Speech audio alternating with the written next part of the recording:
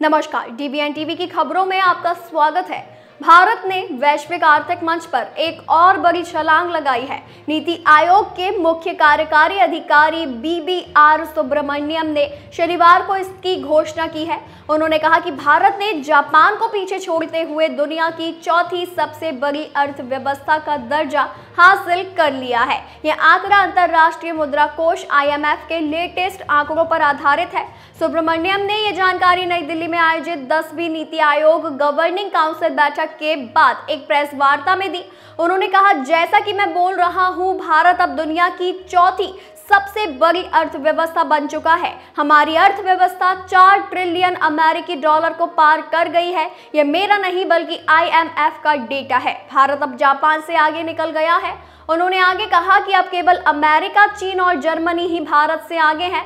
यदि भारत की आर्थिक प्रगति इसी प्रकार से चलती रही तो आने वाले 2 से 3 वर्षों में भारत दुनिया की तीसरी सबसे बड़ी अर्थव्यवस्था बन सकता है।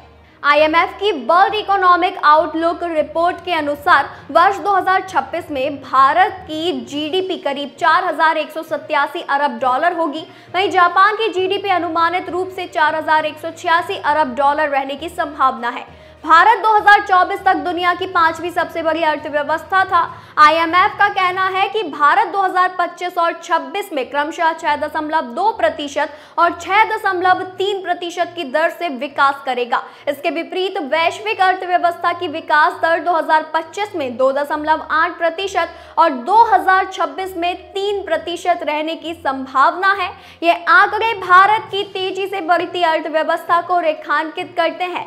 बैठक के दौरान विकसित राज्य से विकसित भारत 2047 विषय पर केंद्र और राज्यों के बीच गहन विचार विमर्श हुआ है। नीति आयोग के CEO ने बताया कि इस बैठक में मैन्युफैक्चरिंग सेवाएं, ग्रामीण और शहरी गैर कृषि क्षेत्र, अनौपचारिक क्षेत्र, ग्रीन और सर्कुलर इकोनॉमी जैसे महत्वपूर्ण मुद्दों पर चर्चा हुई।